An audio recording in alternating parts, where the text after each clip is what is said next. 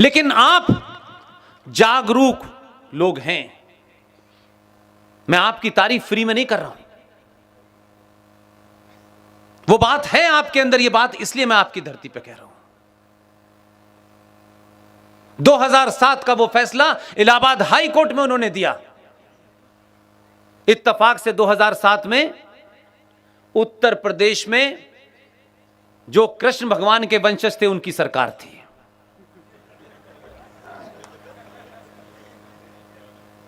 यह बात अलग है कि सत्ता ने उन्हें कहा कि हम कृष्ण जी की संतान नहीं है, हम तो मुलायम सिंह की संतान है। यादवों से खुलेआम कहता हूं मैं, तुम तय करो कि तुम लालू की संतान हो, मुलायम की संतान हो, या भगवान कृष्ण की संतान हो। वो फैसला फाइल में दबा रहा।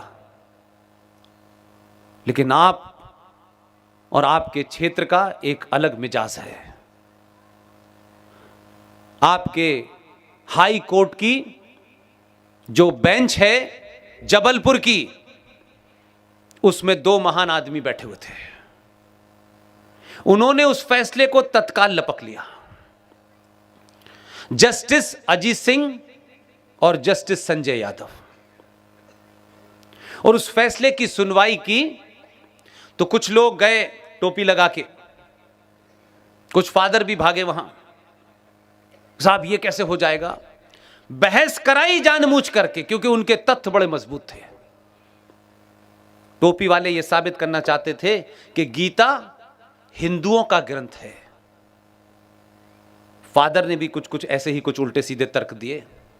दोनों को पूरा टाइम दिया कि आप साबित करें कि गीता का हिंदुओं के मजहब से, धर्म से, फेथ से कोई लेना देना है। साबित नहीं कर पाए। दोनों जजों ने फैसला दिया कि गीता भारत का राष्ट्रीय ग्रंथ है।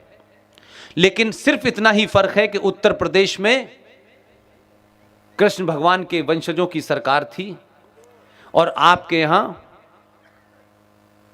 शिवाजी की सरकार थी। आपके मुख्यमंत्री ने जैसे ही फैसला आया, तत्काल तौर पर गीता के सार को क्लास 9 में और 10th में कंपलसरी कर दिया।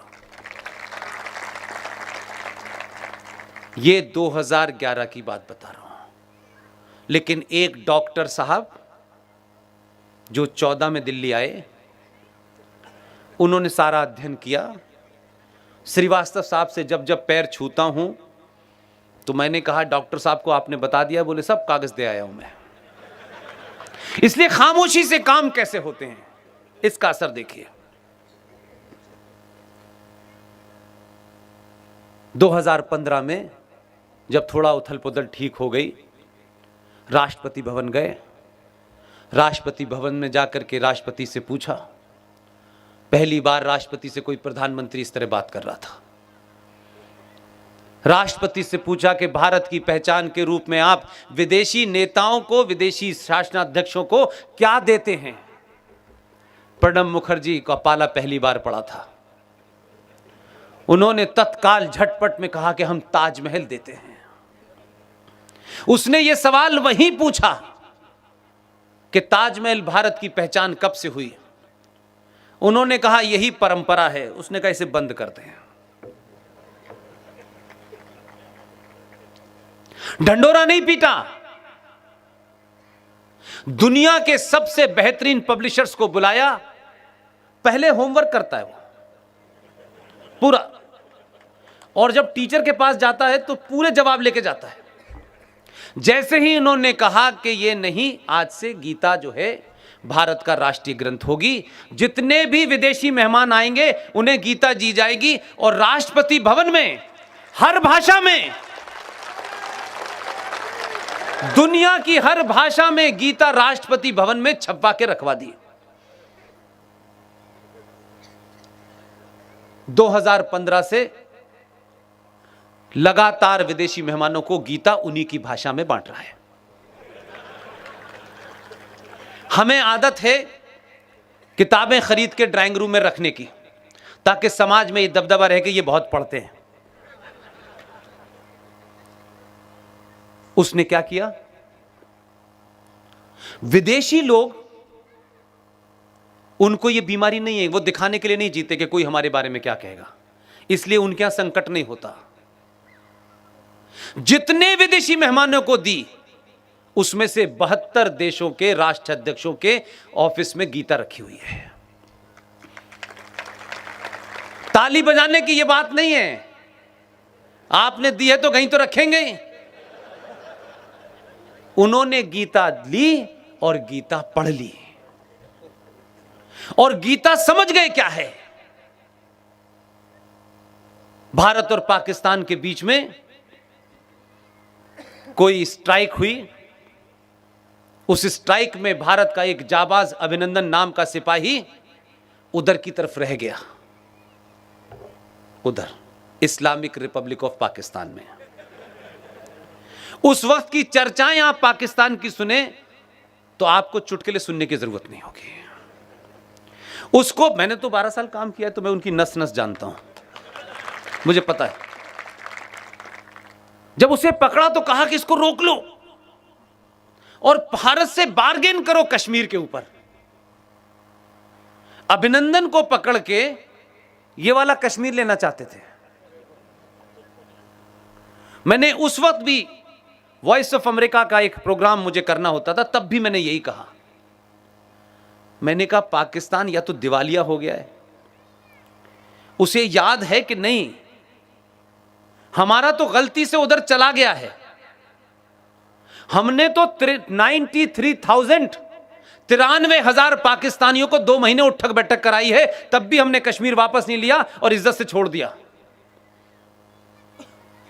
और जब पाकिस्तान की पार्लियामेंट के सीन आपने देखे कि नहीं देखे, सच बताइएगा, देखे आपने? पाकिस्तान की पार्लियामेंट में अपोजिशन लीडर कह रहा है कि अभिनंदन को जब हमने पकड़ा तो हमारा आर्मी चीफ, उसके माथे पे पसीना आ रहा था और वो कह रहा था कि खुदा के वास्ते हमारा साथ दीजिए, इसे छोड़ दीजिए, 9 बजे तक छोड़ दीजिए, भारत हमला करने वाला है। ये उनके पार्लियामेंट में बयान था। मैं उस वक्त भी यही कह रहा था कि ये अभिनंदन को छुएंगे भी नहीं, क्योंकि चचा का फोन आ गया था। अंकल ने कहा इसे छोड़ दो। गीता मैंने भी पढ़ ली और पढ़ने वाला बांट रहा है, ये कुछ और करने वाला है। तब ये राज खुला कि भारत की मिसाइल लग चुकी थी। तो 9 बजे तक ये सोच करके कि पाकिस्तानी मर्द जो होता है उसमें इस्लाम का ज्यादा उबाल होता है, कहीं ये अभिनंदन को जब बॉर्डर पे छोड़ने जाए ये कहीं गड़बड़ ना कर दे, इसलिए खूबसूरत सी महिला भेजी कि इसी को लेके जाओ, ये गड़बड़ ना कर दे, कहीं इसकी गड़बड़ देश को महंगी पड़ जाएगी। तो अभिनंदन को पूरे सम्मान के साथ छोड़ा, इसलिए नहीं, इसलिए छोड़ा कि विश्व के बड़े नेताओं ने कहा मजाक मत करना इसके साथ में, ये मजाक नहीं बर्दाश्त करेगा, हम जानते हैं इसको, हमने गीता पढ़ी है, तुमने नहीं पढ़ी है।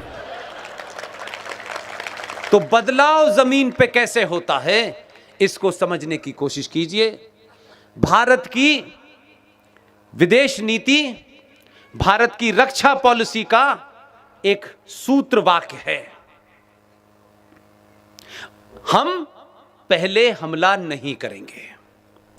यह दुनिया में पहला ऐसा मूर्ख देश था जिसकी पॉलिसी यह थी कि हम हमला नहीं करेंगे, हमला हमारे ऊपर हो जाएगा उसके बाद करेंगे, उसके बाद तुम रहोगे तब करोगे ना। तो इसके लिए कोई डॉक्ट्रिन नहीं बनाई उसने एक दिन उठा और उसने कहा कि हमें ये जो बालाकोट जगह है, हमें पता चला है कि यहां से कुछ लोग भारत पे हमला करने वाले हैं, हमें पता चला है, तो इससे पहले ये हमला करें, इसे हमने कर दिया। इसका मतलब समझे आप? पाकिस्तान समझ में आ गया पाकिस्तान को। उन्होंने कहा कि ये जो आए थे शांति के कबूतर उड़ा रहे थे गुलाब का फूल लगा करके, इन्होंने ये जो योजना बनाई थी कि भारत किसी पे हमला नहीं करेगा, उसने एक ही घटना में भारत की फॉरेन पॉलिसी बदल दी है। भारत का जो राष्ट्रीय खेल है उसका सूत्रवाक्य पता है क्या है आपको? राष्ट्रीय खेल तो पता है ना क्या है? हॉकी। हॉकी का सूत्रवाक्य क्या है? मैंने हॉकी खेली है इसलिए थोड़ा मुझे आइडिया है। हॉकी का सूत्रवाक्य है attack is the best defence. लेकिन भारत की राष्ट्रीय नीति यह थी कि हम हमला नहीं करेंगे। उसने एक ही हमले में भारत की विदेश नीति और रक्षा पॉलिसी को बदला। उसने कहा नहीं, हमें जब भी पता चलेगा कि कसब कहां से चला है, हम घर में ही मार देंगे उसको। हम आके मार देंगे, हम सर्टिफिकेट नहीं देंगे कि ये आया था, गया था, यहां था, वहां था। इसलिए पाकिस्तान के जो प्रॉक्सी सोल्जर हैं, जो फुट सोल्जर हैं भारत में, वो परेशान हैं। इसलिए उत्तर प्रदेश का मुख्यमंत्री ढूंढता है कहां बचा है। अंसारी कहां है आजकल? ढूंढते ढूंढते उसे पता चलता है ये तो पंजाब में छुपा बैठा है। उसने कहा अच्छा बेटे को अंदर करो, अभी आएगा।